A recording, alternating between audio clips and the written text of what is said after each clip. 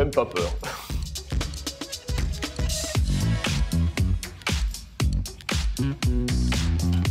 Il faut que je parte au quart de tour, c'est ça?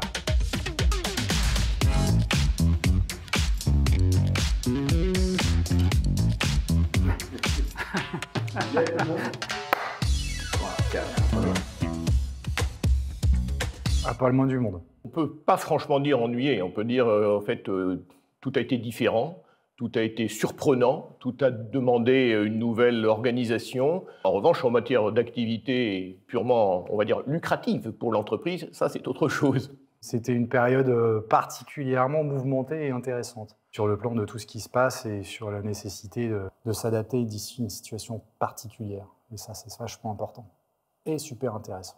Sur la partie restructuring, on a eu une année 2020 qui était très dense. Donc je ne pense pas qu'on puisse dire que je me suis ennuyé. Non, ça a été 2 années très intenses, pas vraiment axé restructuring, mais énormément axé transformation et réinvention de pas mal de business models.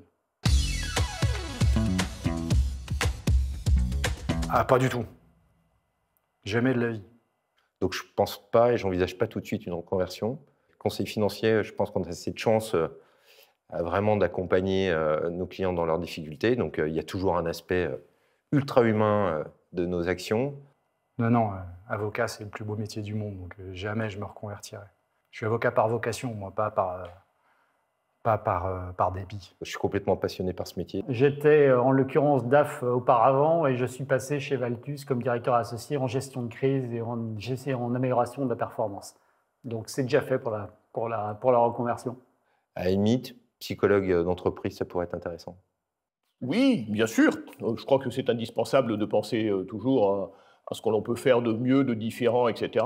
Mais on est toujours repris par, on va dire, ces gènes quelque part, et je ne pense pas effectivement pouvoir me départir de mes gènes de bancaire.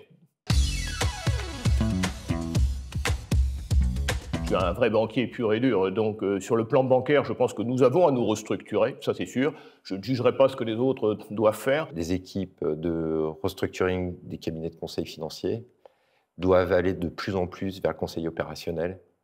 On ne nous demande plus d'être indépendant sur le chiffre, on nous demande également d'être force de proposition, afin de sortir les dossiers des difficultés opérationnelles qu'ils connaissent. Ah bah, il y en a un certain nombre qui y sont contraints, parce que la réalité factuelle, c'est qu'on a quand même eu beaucoup moins de dossiers de pur restructuring depuis 2 ans. Donc, pour ceux qui ont des très grosses équipes qui se sont retrouvées un petit peu désœuvrées, oui, j'imagine qu'il y a dû y avoir un peu de restructuration en interne. Ouais. Le monde de demain ne sera pas celui d'hier, donc tout le monde est obligé de repenser à une évolution, une autre approche du métier. Restructurer, ça m'étonnerait, mais effectivement, entre les directives européennes et autres Covid, Ukraine et tout le reste, je pense qu'on va avoir pas mal de quoi se réinventer dans les années à venir.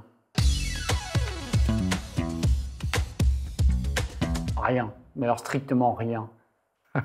J'espère que j'y comprends quelque chose, parce que je suis avocat, c'est un peu mon métier quand même. Je pense que les textes sont quand même très clairs. Après, est-ce que dans le détail, je comprends tout? Encore faut-il que je sois confronté à la pratique, parce qu'à l'heure où on se parle, il n'y a pas beaucoup de dossiers qui ont eu l'occasion de se confronter et d'appliquer les nouvelles directives. Oui, je pense qu'elles sont intéressantes pour l'entreprise, elles sont intéressantes en matière de simplification, et ce n'est pas toujours simple, il faut être honnête, mais elles vont dans un sens qui peut être positif. QQC. QQC? On peut faire une pause là? C'est peut-être que j'ai pas assez révisé.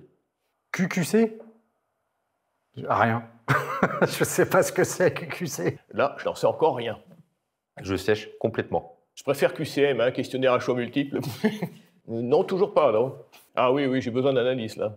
QQC, 2 ans de Covid avec Macron, pourtant j'ai fait 8 procédures collectives en France, 2 en Suisse, et je vois toujours pas le QQC. Quoi qu'il en coûte? Ah, quoi qu'il en coûte, ça y est. Ok. Le quoi qu'il en coûte. Je peux être très long sur le sujet. Le quoi qu'il en coûte, c'est quoi qu'il nous en coûte, au bout du bout. Mais je pense que le quoi qu'il en coûte était nécessaire pour préserver l'économie. pas mal de subventions injectées dans l'économie qui ont maintenu tout ça en flot jusqu'à maintenant. Ça a sauvé des entreprises, ça a sauvé des emplois, et donc c'était vraisemblablement ça qu'il fallait faire. Si c'est pour passer une étape, effectivement, de 2 ans, 3 ans, entre parenthèses, c'est ce qu'il fallait faire. Si maintenant c'est pour préparer la suite, probablement on va avoir des déceptions.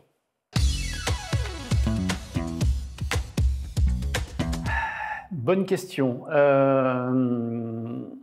La France, elle va très très bien. Difficile pour moi d'apporter un jugement là-dessus. Les politiques de ces dernières années ont vraiment donné énormément d'atouts aux entreprises. On n'est jamais été aussi proche du plein emploi. Il y a très peu de dépôts de bilan. En revanche, sociétalement, mais là, on n'est pas du tout pour faire de la politique. Je pense qu'on a des inégalités qui se créent qui sont juste colossales. Maintenant, on va porter un jugement sur est-ce que ça va bien, est-ce que ça ira bien demain, est-ce qu'on peut être positif demain. Là, je pense qu'il faut simplement être au service, finalement, de son travail, de son entreprise, au service également de ce que l'on peut faire, mais pas avoir une vision trop réformatrice des choses. On a échappé à 2 ans de Covid et des trucs complètement délirants. On est dans une conjoncture un peu bizarre. Maintenant, on a une reprise qui, pour l'instant, tient le coup et on a quand même la chance d'être dans un pays qui nous permet de faire plein de trucs sympas. Donc, on va dire oui. Non, pas forcément. Non, pas nécessairement. On peut en parler, mais pour en dire quoi? On va dire Joker.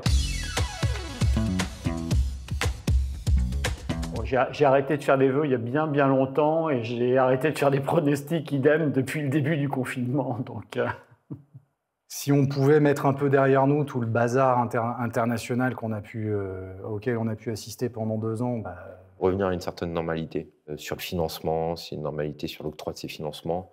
Donc c'est revenir à des choses un peu plus objectives et d'arrêter le quoi qu'il en coûte.